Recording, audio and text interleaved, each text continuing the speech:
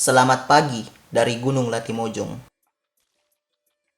Seperti biasanya, kalau kami camping berlima, yang duluan bangun itu pasti saya. Pagi pos 5 Timojong, mantap. Tidur dan nyenyak satu tenda berlima berlima di dalam gila. Sebentar, jam 7-an atau setengah 8 baru kita ke puncak Rantai Mario atau Pulau Sulawesi. Nih keadaan di pos 5, banyak yang camping di sini. Entah ada apa dan mereka. Mungkin saja kalau tidur di alam, mimpi mereka sangatlah panjang, sehingga belum kelar-kelar sampai pagi. Kalau di gunung biar kita tidak merokok keluar asap. Iya, 10 kali bilang. Kenapa kak dia tahu? Kenapa bisa coba Ben? Mendingin. Oh yang ngeri pak.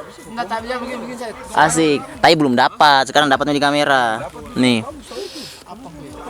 Ulang berapa kali? Wih, apa ini? Vlogku nanti. Karsa Meters. Jadi pagi hari ini kami akan summit attack ke puncak Rantai Mario. Summit attack itu adalah perjuangan dan perjalanan menuju puncak gunung. Biasanya summit attack itu dilakukan pada subuh hari, karena pada subuh hari adalah waktu yang sangat indah, waktu yang sangat bagus untuk mencapai puncak, karena kita bisa saja sampai di puncak gunung pada saat sunrise. Jadi itu sangat indah. Tetapi kami di gunung ini, kami tidak memburu itu, tepat di atas puncak. Sebelum summit usahakan sarapan dulu ya. Ini sangatlah penting, karena banyaknya para pendaki yang kena penyakit hipotermia ketika di gunung, karena perutnya tidak terisi ketika summit attack. Karena ketika perut kosong dan dalam keadaan dingin, penyakit hipotermia itu mudah untuk menyerang seseorang.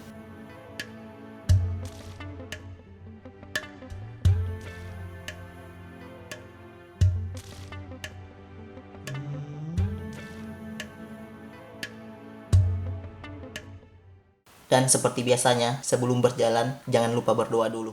Oke, sebelum kita summit ke puncak Rantai Mario, marilah kita berdoa semoga kita selalu dalam lindungan Allah Subhanahu wa taala. Semoga kita pulang kembali ke tenda sebentar dengan sehat-sehat semua.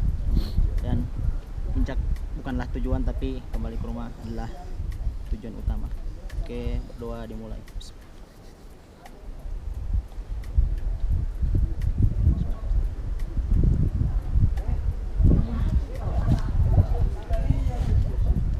Dari Sameters ke puncak dulu. Pelaminan belakangan. Dan jalanlah kami ke puncak Rantai Mario, tepat sekitar pukul 8 pagi. Saya kira perjalanan dari pos 5 ke puncak Rantai Mario ini tidak sesulit pos-pos sebelumnya, tetapi masih juga sulit.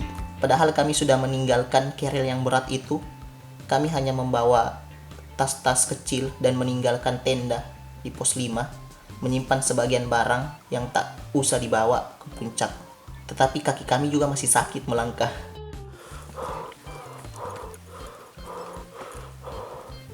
Capek, Pak.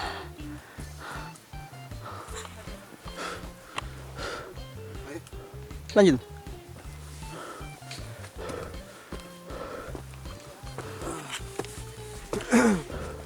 Dan tibalah kami di pos 6 dengan jarak tempuh sekitar 1,5 jam dari pos 5. Namanya situ kalau kecampur dua aja. Pakai itu jas jus. Iya. Asik. Yesus di sini.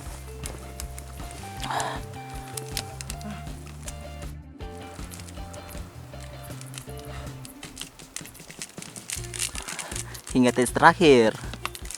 Jilat dia, jilat. Kami beristirahat sebentar, terus melanjutkan perjalanan lagi menuju pos 7, pos terakhir di Gunung Latimojong sebelum perjalanan menuju puncak Rantai Mario.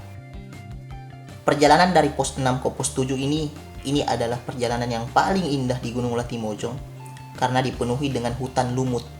Hutan lumut ini adalah hutan yang sangat terkenal di kalangan para pendaki yang pernah ke Gunung Latimojong.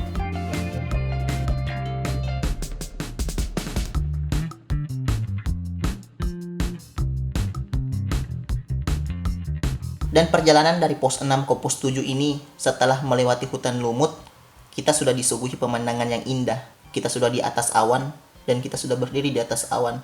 Wow, beda dengan perjalanan yang sebelumnya, di pos-pos sebelumnya yang semuanya itu pure hutan. Kita berada dalam hutan, tapi ini kita sudah keluar hutan. Dan kalau kita melihat ke atas, itu kita jelas untuk melihat awan. Oke, tadi ini jalur dari pos 6 ke pos 7 kita sudah lewati hutan lumut. Sekarang ini pemandangan Sulawesi Selatan nih. Sulawesi Tenggara juga dapat kah? Sulawesi Tenggara dapat. Hanya Sulawesi Selatan saja. Ngawur ente. Kalau di situ Sulawesi apa di situ? Iya, barat. Sini kita juga ke sana deh. Itu salah Ini satu kayaknya teman kita. ini kayak sudah ketinggian 2000 3.000 nih Mica. 2900-an kayaknya. MDPL di Ya, tinggal 400-an naik. Di pos 7 pun demikian, sudah nampak awannya. Sangat indah. di sana puncak. Bukan. Satu titik. Di situ tuh? Titik itu puncak belakang bukit. Oh. Belakang Belakang bukit itu. Gila. Dan kenapa nak kelihatan ke belakang bukit itu? Oh sana ya air. Mana? Sana ada tas merah sana. Oh, di sana air kah? Oh ini. Seperti yang saya jelaskan di video sebelumnya, bahwa di Gunung Latimojong ini hanya ada 2 pos yang disarankan untuk menginap, yaitu di pos 5 dan di pos 7, karena memang datarannya itu sangat nyaman untuk dipakai menginap. Dan juga di kedua pos ini ada mata air yang bisa digunakan untuk memasak ketika lagi camping. Jadi kami singgah dulu di pos 7 untuk menikmati keindahan alam dan juga untuk mengisi botol air minum kami. Untuk mengambil air di pos 7 ini, kami turun sedikit dari tempat camping, dan di pos 7 ini tempat ambil airnya itu hanya genangan. Bukan, genangan maksudnya.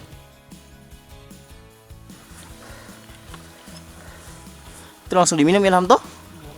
Asing. Coba minum Pak. Contoh dulu sampai dilihat penontonku ini. Coba, supaya kena bohong. Ayo aja. Minum juga? Rasa madu Pak. Ada madunya kan? Iya, masih ada tadi sisanya. Asik. Oke, mantap. Yang paling seru juga kalau misalnya kita naik gunung, yaitu ketika kita bertanya dengan para pendaki lain, "Bang, puncak masih jauh nggak bang? Bang, tinggal berapa menit lagi bang?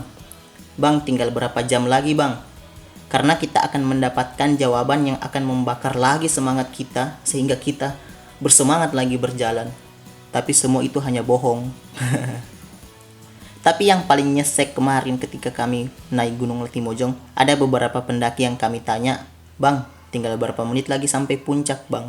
Dia menjawab, "Masih 1 jam lagi." Kalau santai-santai kok, dengan muka sinis. Padahal puncak udah dekat.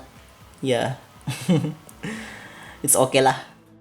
Kalau misalnya kita jalan sendiri di gunung, teman-temannya kita ada yang di belakang dan ada yang di depan. Tandai saja beginian. Seperti beginian ini tandanya jalur. Nggak usah ragu, jalan saja terus. Kok sampai puncak gitu anu. Ini kau yang tumpuk batunya kah? Ini hasil karyaku. Kau yang tumpuk batunya kah? Yoto. Kena bohong. Enggak. Satu tumpuk dari sini. Ini ada memang. 1, 2, 3, 4, 5, 6. Cukup. Cukuplah buat pulang. Oke, jalan puncak. Puncak. Berapa menit lagi kayak ini? 30 menit. Gila. Parah. Dan akhirnya kami pun sampai di puncak Rantai Mario, atap Pulau Sulawesi, ketinggian 3478. Tapi yang tertulis di plan di tubuh itu 3443 mdpl. Oke, mantap. Tadi kita trekking dari pos 5 ke puncak itu sekitar 4 jaman. Biasanya kalau orang-orang yang cepat-cepat bisa sampai 3 jam katanya. Cuman kita, karena kita pendaki santai di Sini, sini. pendaki santuy kita. Jadi kita tadi Pendaki santuy. ya kita tadi sampai 4 jam di atap Pulau Sulawesi, atap kedua setelah Gunung Semeru kemarin kita pergi, dan tinggal 5 5 puncak untuk menyelesaikan Seven Summit Indonesia. Mantap. Ini puncak Rantai Mario ketinggiannya 3478 mdpl, tapi yang tertulis di plannya 3443 mdpl di tugu yang ada di belakang itu. Oke. Mungkin kita masih ada setengah jaman lagi di sini baru kita akan turun. Kita akan camping lagi di pos 5 sebelum turun ke Karangan. Oke, mantap. Perasaan saya bercampur aduk, membuat saya jadi terharu. Rasa syukur karena sampai di puncak ini, dan juga saya butuh perjuangan yang gak gampang buat sampai di sini. Banyak rintangan, perjalanan yang cukup jauh dari kota saya, kota Kendari, dan bisa sampai di puncak gunung ini. Kan terkenang selama hidupku,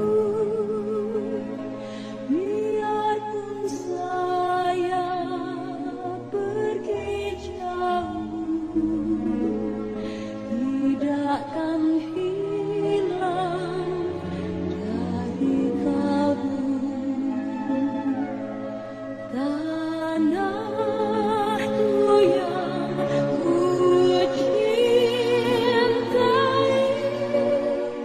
engkau ku hargai.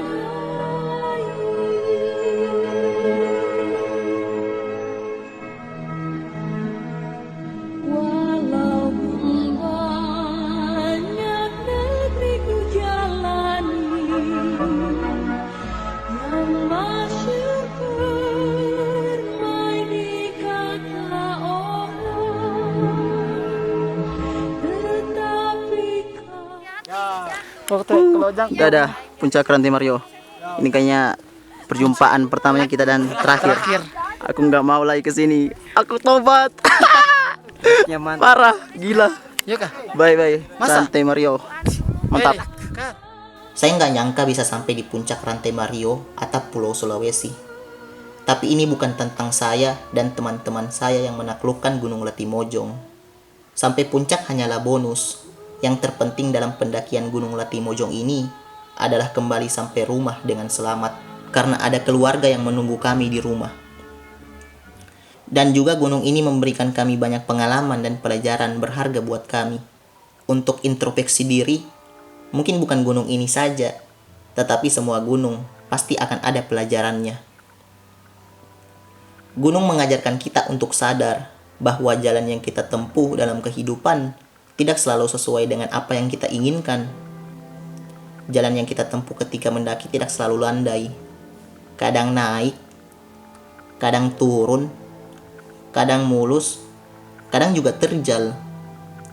Sama seperti kehidupan kita. Kadang senang, kadang ada masalah, kadang bahagia, kadang juga sedih. Gunung mengajarkan bahwa perjuangan, usaha, dan kerja keras tidak akan sia-sia. Kita semua tahu mendaki gunung itu tidak mudah. Jatuh bangun akan kita alami ketika melangkahkan kaki menuju puncak. Tapi semua itu terbayar ketika kita berhasil sampai puncak, melihat pemandangan yang sangat indah yang disajikan dari atas puncak. Sama seperti kehidupan sehari-hari. Dalam dunia kerja dan usaha, bila ingin mendapatkan hasil yang kita harapkan, maka kita harus berusaha dan bekerja keras. Buah dari usaha dan kerja keras tidak akan berbohong. Dari gunung pun saya belajar, hidup itu bukan tentang kompetisi. Hidup itu tentang menikmati langkah perjalanan. Banyak beragam karakter pendaki di dunia ini. Ada yang jalannya sangat cepat, ada juga yang jalannya sangat lambat, bahkan ada yang berlari ketika naik gunung. Begitupun di kehidupan sehari-hari. Mungkin orang di sekitar kita atau orang lain di luar sana bisa cepat mendapatkan kesuksesan, sedangkan kita belum mendapatkannya. Tapi biarlah mereka yang tercepat, kita yang lambat. Percayalah kawan, semua akan ada waktunya. Nikmati aja prosesnya. Asik, kenapa gue jadi putis begini sih? Oke, Kendari Summiters. Mendaki santuy, Tapi sampai puncak, Ji. Oh